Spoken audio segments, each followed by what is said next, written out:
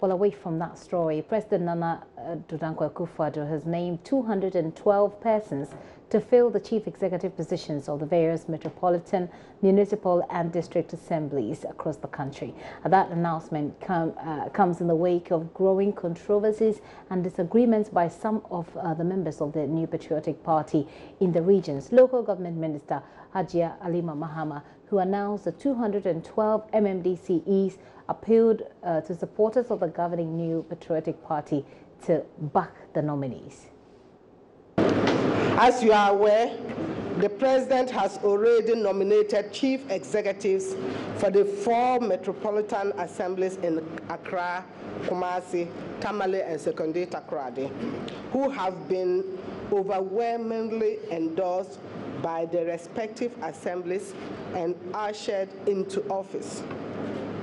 The President, in exercising his responsibilities under Article 2431, has carried out extensive consultations at the district, regional, and national levels, and has decided on the chief executives to be appointed with prior approval of the members of the relevant assemblies.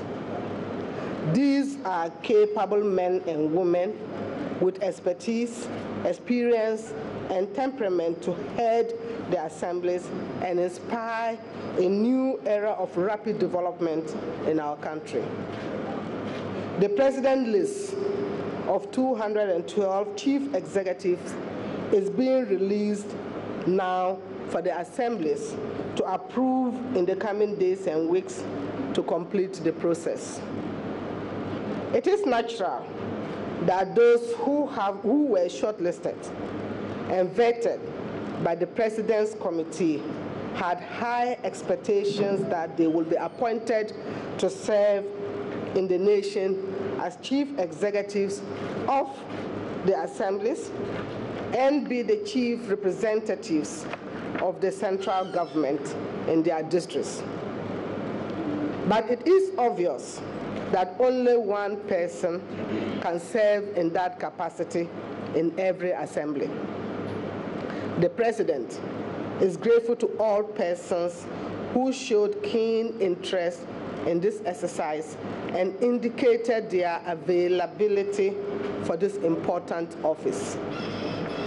It is the wish of the President that those who were not named will appreciate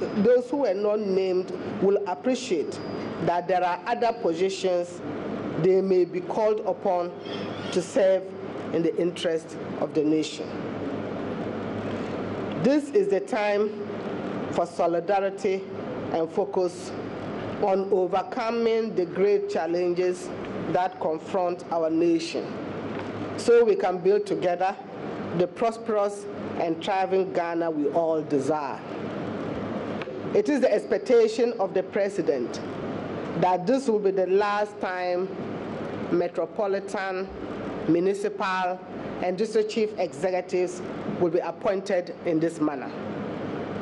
The time has come for the expansion of local democracy to provide for their direct election by the people of their districts. This was the pledge of the MPP manifesto. Minister of Local Government there. Well, in the studio with me now is Peter McMeno, who is the chairman of the MMDCE Selection Committee. You're welcome, sir, and thank you very much for your time. Thank you. Okay, now let's look at the list that you've provided. What is key right now is that there are a lot of agitation, across the country. A number of the people are not happy about the selection that you've made. What's your initial reaction to that? Well, thank you very much. I think that some may be expected, because if you look at the process, a district like Garo Tempane, where the region shortlisted 3 candidates, but we ended up interviewing 16. So obviously, and one person will have to take up the position.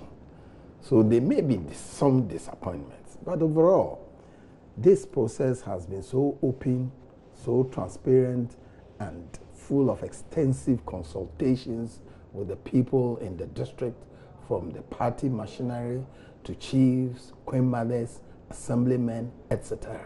So I think that the president must be commended for opening up the consultation levels and inputs, because you submit your application at the district level, interviewed there or shortlisted there, brought to the regional level, interviewed there with an input from the national party, then this is ultimately brought to the president's own committee, which I honorably have the permission to chair. Okay. So you go through all these stages, and a lot of consultations were done outside the main framework to bring in other people's input. Members of parliament were extensively contacted, chiefs, assemblymen, and their own competitors. I see. I mean, so in that case, it's very interesting that you're having the sort of agitation that you're having. But just as we're speaking, we can go over to Albert Story, our Upper West Regional Correspondent, to get an update on one of many agitations so far. Hello, Albert. Hello, Gifty. Good. Albert, give us an update on the Zebula situation. Yes, so this morning, the District Security Council met to, try and look at what happened last night. These irate MPP youth vandalized party property last night, and it appears they took advantage of a power outage that occurred last night while it was raining to carry out these acts. So this morning, the District Security Council met with party executives in the Boku West District to try and look into the matter.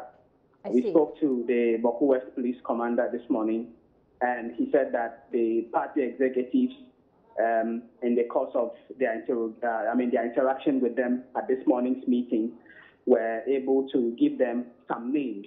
He told me they got 8 to 10 names of people they suspect may have been involved in the attack yesterday.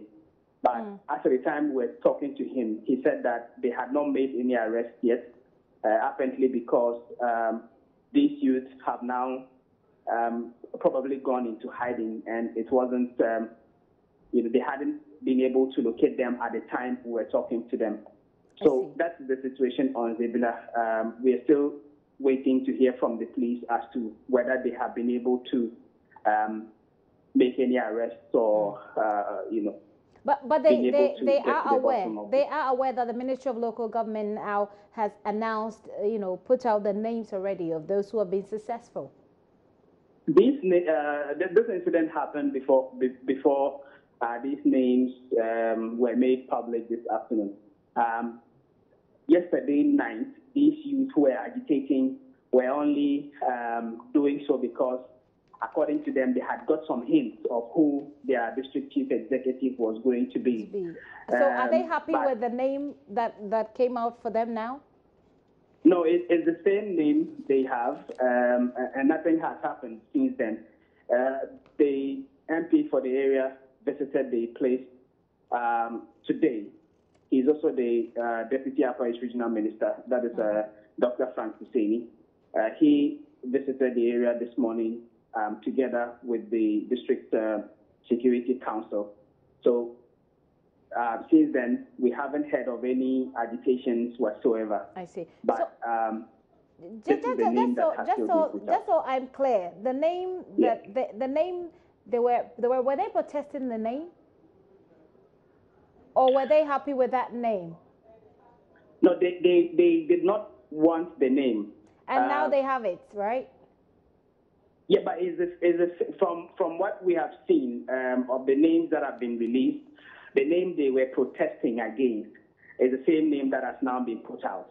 But after the time they were agitating, the names had not officially been published. Okay. And so they were only acting based on a hint that this was the name that was going to come out. Okay. Well, thank you very much, Albert, for that update. Albert Story is our Upper East correspondent, giving us that update. Those people, we understand, have been arrested. But let me come back to you, Mr. Meno. You've heard what they said. They were agitating because of the same name. Now that name has been confirmed. Would that not spark even more agitations? Oh, it's quite unfortunate that a lady's name has been mentioned and is sparking agitations. I think you bear with me that all along the president has promised to get 30% females in his administration. Somewhere along the line, it became difficult. So a huge task hunting for women was undertaken. I believe that the people might have sensed that the lady did not, as it were, perform or contribute or supported the party machinery at that level. That's why the party people were annoyed. But they could be right, because from what you've explained, the woman, I mean, just government or the president is seeking to make up for the female quota that you gave yourself, and that's why you're involved. Which is necessary. So it's possible that she may not have been very active or done enough for the party. But there are so many ways of going about it without overtly being violent. The president is a listening person. That's why he made all these extensive consultations. I strongly believe that the people down there were also consulted. Some of them came up with a lot of petitions, and they were adequately looked at. So it's unfortunate that they would take the tangent of destruction of party property, etc. They could have used other mechanism, peaceful mechanism, to resolve if you mention that, people will begin to draw some linkages between that and what has happened with the Invincible Forces, Delta Forces, and begin to say that, well, it's because these people have, seem to have been some way, somehow covered by the party, and that's why people feel that it's okay to go on and be violent. I think the New Patriotic Party is not a violent party. There may be some individuals whom we have urged the police to go ahead and prosecute them for any acts of criminality on their part. But the New Patriotic Party, by all accounts, since 1992 when it was born, had not overtly exhibited any violent acts. But analysts have said that if you look at the trend of the reaction we're getting from some of the, right after even from the elections, and then the reaction you're getting even from the appointment of MMDCEs, that you haven't, this country perhaps hasn't witnessed this kind of reaction, in exception of Haruna Idrisu then. Back then, I mean, we haven't really seen something like this. So why is it, if it is a peaceful party, not a violent party? Well, why the party and the president acknowledge that the method of appointing DCs are not good enough. Okay. And that, as Hajia Alima said, there is the need to bring democracy to the grassroots as well. That's why in the MPP manifesto, we said that this process must change. And the amendment process, as she rightly said, has started. The law will have to be changed. And the people in the district, the voters in the district, the people who live in the district will have the opportunity, all of them, to cast a vote to elect whoever they want in a partisan manner. And that is the modernity in grassroots democracy that the MPP is bringing to bear to stop all these agitations rearing its ugly head again. Hopefully so, but the people will still feel like you owe them a hearing when they are not happy. So I'm wondering what you're going to do now that you've seen, now that the names that some of them were protesting against have been confirmed officially.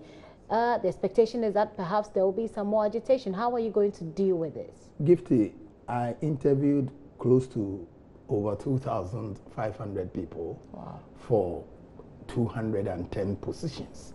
So you can just imagine that there will be overflow or people who may feel disappointed, But I think that the process was so open and transparent, and the consultations were so extensive that people should not.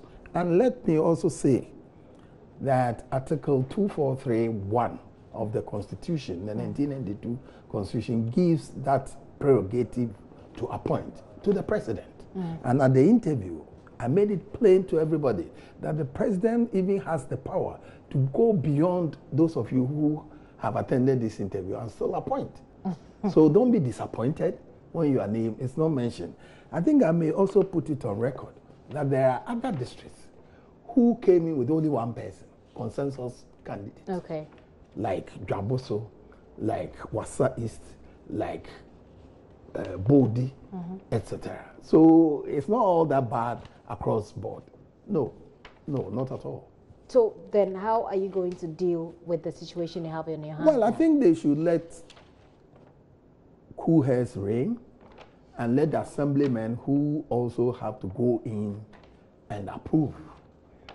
So that if the approval mechanism from the assemblies do not work, the president will be given another opportunity to appoint somebody who may be what they want. But for now, we think that the major stakeholders, the political party MPP in the district, the political party MPP in the region, the elders, the chiefs and the queens, the assemblymen have all been contacted, the members of parliament. Their inputs were sought before this decision was taken. So then, are you sending this information, are you making this information trickle down to the constituency or the regional level, the party representatives at the constituency and regional level, so that they will be able to communicate this to stop the agitations and the destruction they're causing? The 10 regional chairmen have been adequately briefed before this announcement came in. Okay. So that they should carry the message to the people or the districts in their region.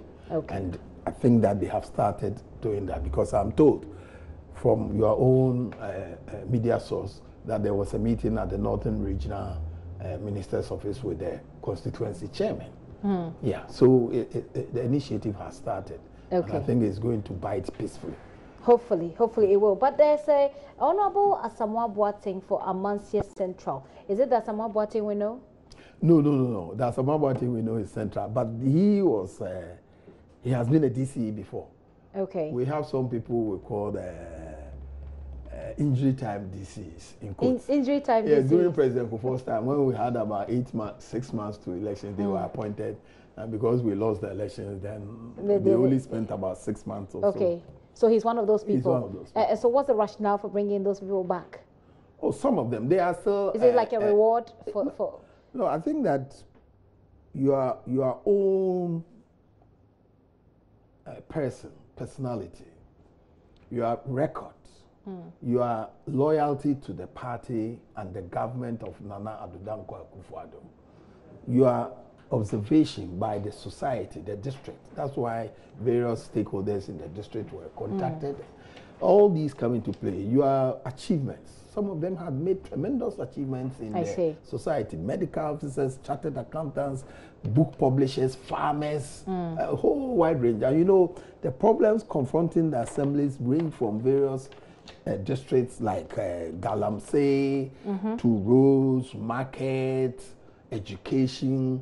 So you look at the background of the individual assembly, how they are going to perform, because we need rapid development at the grassroots, and they are, as Hajar rightly said, representatives of the central government at that level, and so they must be up and doing as soon as they have. Are we going to see any changes made to the names, especially in the places where there have been all of these controversies? No, this is the final name, unless, of course, nothing will change. Nothing will change, unless, of course, the district assemblies do not approve of them, because under the Constitution, they have to give approval, the final approval, to the names the president has nominated. And if the agitations continue? I don't expect agitations to continue. Well, sometimes it's not about what you expect. It's about what actually will happen. Yeah, because or can happen. You see, sometimes agitations will come because of lack of communication and understanding. And as I said, the regional chairmen are in the know. They, together with the regional ministers, have started lobbying, meeting the constituencies to interact with them and explain what went into the whole process to them. And I think that will let tempers cool down. Galamsey is something that you mentioned, and it's something that we're all fighting together in this country now, especially. some people have said that we should make it a key performance indicator for the MMDCEs. Is that happening now?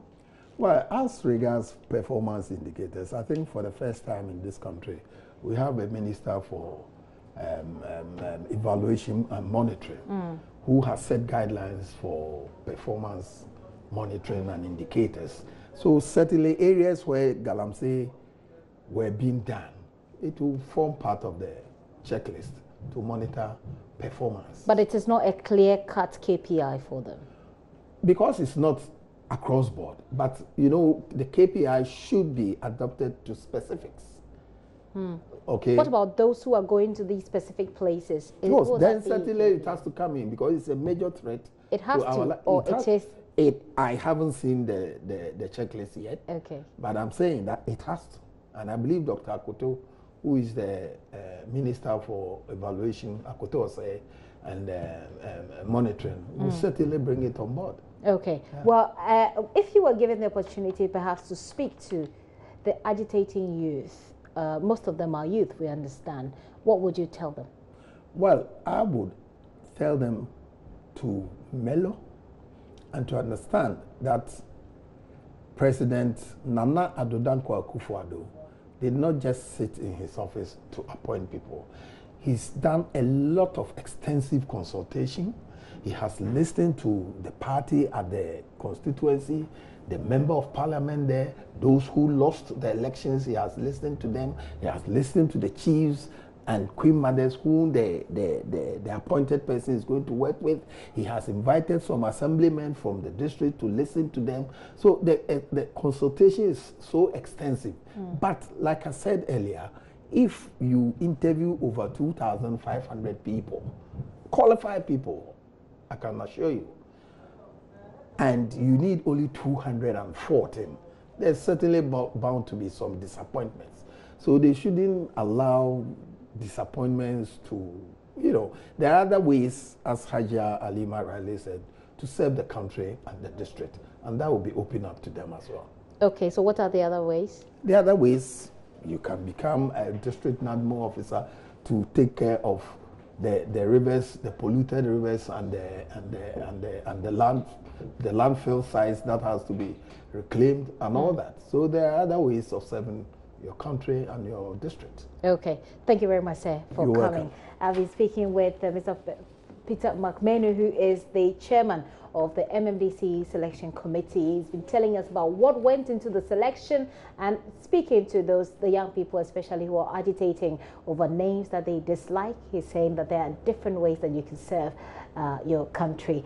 Mentions NADMO, very interesting one as well, but we don't have a lot of time for that now. Thank you once again, sir. You're welcome, Gifty. For coming through. Thank you. Let's move away from politics, national development, if you like, to different issues now. Executive Director of the National Service Scheme, Mustafa Yusuf, has announced that MMDCEs will be engaged in accommodating personnel to enable them stay and work in areas that they have been posted to. Speaking to Joy News on the sidelines of a stakeholders conference in Accra today, the Executive Director noted as part of rebranding the scheme, MMDCEs will be required to provide that accommodation and initial support for personnel so that they are comfortable and safe in their new environments. We are liaising with district assemblies, local assemblies, the traditional rulers, to at least support service persons, because if they are giving out at least a year mandatory national service to give their service to the mother Ghana, we should also be prepared to support them so that during their stay at post, they will be able to feel at home and have the environment that they can also work. So we are engaging with the traditional authority and the local district assemblies. What should they do? In terms of accommodation, you are posted to a rural community where the person don't know anybody there. And the first point of call is to go to the chief or to go to the assembly. So we are engaging with all the DCEs. Once they are appointed, we will engage the DCEs, let them know that they should give the service personnel attention. Well, are you also aware that there are so many people, so many information out there about service personnel being rejected by organizations, either because the numbers exceed the quota needed or because they do not meet the requisite skills. But the new administration say they will ensure that these issues, together with others, are resolved. According to the Executive Director, Mustafa Yusuf, that was one of the reasons why the stakeholders conference was held.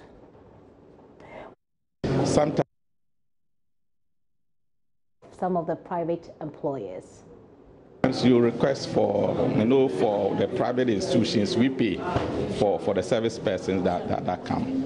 So you request per your manpower needs, you will request for say 3,000, and for the first postings they will bring the 3,000. They may not meet the skill set needs of your institution, but anyway you take them. Then midway or just some few weeks afterwards, they will bring more persons. And sometimes those things distort our program to our plan. You may be forced when it happens like that to repost or send the individuals that are brought later to the National Service Scheme. Because you already have your 3,000 personnel. Yeah, 3,000 that we have requested. So it means they're giving you excess, and that sometimes distorts. In certain situations too, you request for say 3,000, then they bring you 2,500. And later you travel, sometimes you don't get at all. But that one, fine. We normally take it that you may not meet all you may not get all that you request because they also will have to post what they have.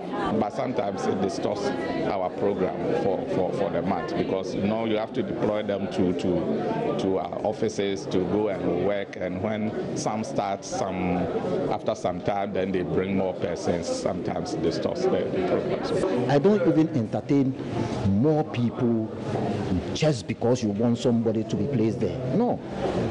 Out of maybe 10 or 12 requests that I make, I leave about 4 for people who benefit this scholarship, and then I leave the other vacant. I don't leave the vacant, but I always write the background, maybe BSc engineering, BSc chemical engineering and whatnot. It goes, and when it comes, they will bring you HND people. Total HND people. I can give you evidence. HND people, and even the 2 or 3 people who were beneficiaries of our scholarship, their names are not there. You also look at cost arrangements, because if you are sending a national service person who hasn't worked before, he is not even on your benefit arrangement. So you have to vary something for him, get on board, make an onboarding arrangement, his hotel and whatnot, which is expensive. Have you considered, you are talking about this kind of skills you receive, have you considered the fact that the service does not also get the required personnel, the skilled personnel that you may also need, so they post what they have anyway? No, they don't have to post what they have to me. If they don't have, it should be completely no, I don't have. Do you think that the stakeholders conference would at least solve some of the issues that you have? Yeah, because sometimes we have problems and we may think they understand, but because they are not technical people, they don't understand. Those are private employers. Let's hear from the Executive Director of the scheme, Mustafa Yusuf, who is explaining that delayed requests from the private organizations account for some of the problems that they encounter. He, however, is assuring that the concerns will be addressed. Yet, he is tasking training institutions to focus on vocational training. We have a series of challenges. As new management, we've realized that there are a lot of complaints that they request for service personnel and they don't get the required persons that they normally request for. So this is the main reason why we are putting up this first stakeholders conference, to engage them so that they will be involved in the deployment process, so that after posting, they will reduce the incidence of people coming for reposting and those things. We don't want to allow or give them the opportunity. So let's engage them to put in their requests, and so that we also at our end do what is required of us.